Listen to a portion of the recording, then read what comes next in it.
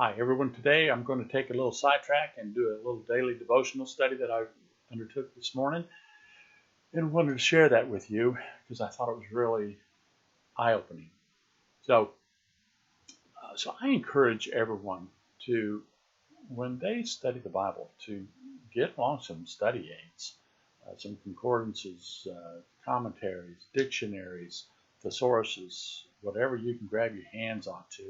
Just kind of really delve into and see how deep the word really is when we start studying the original languages, the Greek and Hebrew and the tenses and everything, what it means and stuff. It really enriches our understanding of the word. And it's so vitally important for our growth. But today, I was in Hebrews and we're talking about, or the author was talking about the priesthood of Christ. And in Hebrews 5:7, which is where I was, that I read this out of the ESV version, in the days of his flesh, Jesus offered up prayers and supplications with loud cries and tears to him who was able to save him from death, and he was heard because of his reverence. The key to understanding this verse is the preposition from. Because in the Greek, there are actually two prepositions for from. Okay, or from presents itself in two prepositional forms. Okay, the first being from, as in out from the edge of a building. If you're standing on the edge of a building and you walk from the building out, that is the first use of the from. The second one is as in out from within the building. You're inside the building and you're walking out. So it seems like a small distinction, but it's actually huge. Because when we read this, and where my mind went was, okay, this is when we're talking about he was praying tears and loud cries to save him from death, where we automatically go to the Gethsemane prayer. But in the Gethsemane prayer, he was asking to be saved from, in the first use, from the edge of that death, from being presented or having laid upon him all the sins of the world. I mean, you can imagine how, because sin is so revolting to God and repugnant, that he had to have all of the sins of the world throughout all eternity placed upon him for all the time that sin will exist, would be placed upon him, that he would become sin.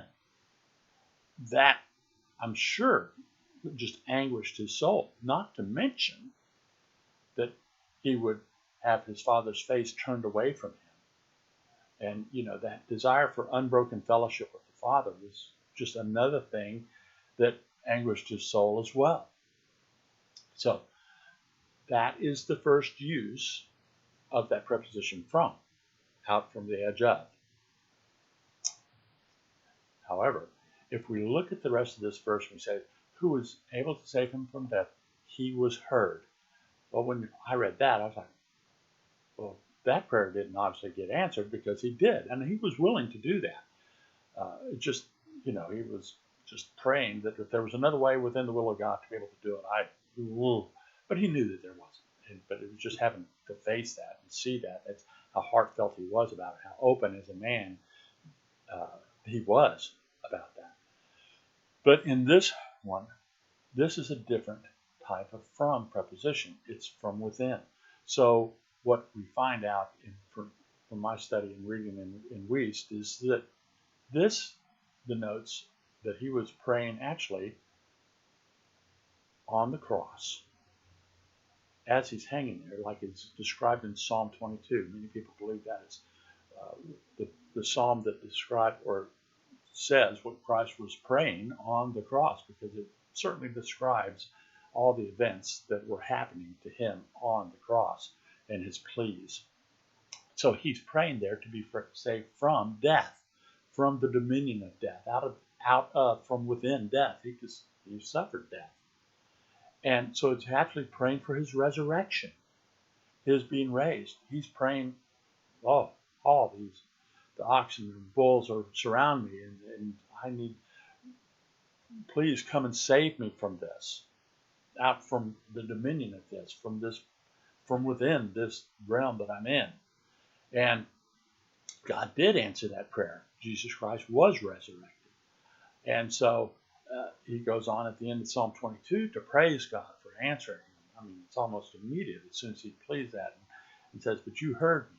So we see here that as a man, Jesus Christ enveloped his whole earthly ministry in prayer to the Father.